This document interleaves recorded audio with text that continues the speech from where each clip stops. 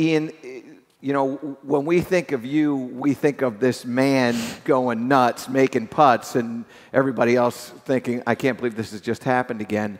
Let's talk about your putting experience leading up to the Ryder Cup, and then the things that you do to prepare for these tournaments that you're engaged in.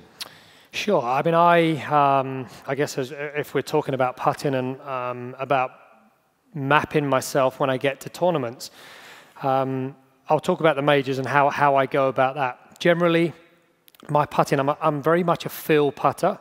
I always have been. It might shock a lot of you, but in terms of preparation, in terms of practice, in terms of mechanicalness about putting, I probably spent in the 2 weeks prior to the Ryder Cup no more than 15 or 20 minutes on the putting green, because I would hit balls. I'd be working on my game to try and get everything right. I'd go to the putting green. I'd pull 3 balls out like I always do when I go to the putting green. I'd throw them down on the ground. I stood there and hold 3 from 15 feet. So, okay, that was good. I went and picked them out. I come around for a left to right putt from 10 feet. I hold 3 in a row. I'm thinking, okay, that's good. Right, let's try a 30-footer. So I stand there and I hold 2 out of 3 from 30 feet. And I know my stats from 3 feet and in on the PGA Tour 100%, so I guess it's time for lunch. It sounds mad that's my practice routine, but I very much believe in feel when it comes to putting. When I get to Augusta National, for instance, everybody has a yardage book and everybody has kind of a grid reference on a green where the hole locations are, where we think they're going to be. So Terry, my caddy, will normally put down a little disc in various places on the green, and I will hold that book in my left hand with a pencil, and I will putt one-handed.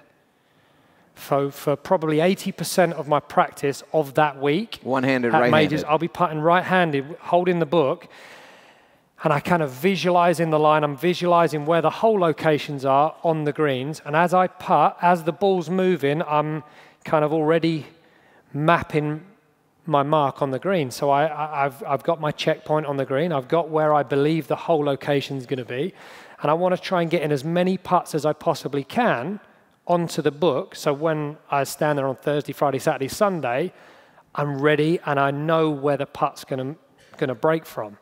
It's not, some other yardage books have specific, details, and a lot of caddies put out a little disc which gives them a plus or minus percentage slope. I've got to be honest, that's going a little bit too far for me, because, where exactly on the green has that mark been taken from? Is it 4 on, 4 from the right? Have you hit it 2 on, 3 from the right? And where's the hole location? So to have that much information, to be honest, I believe is too much.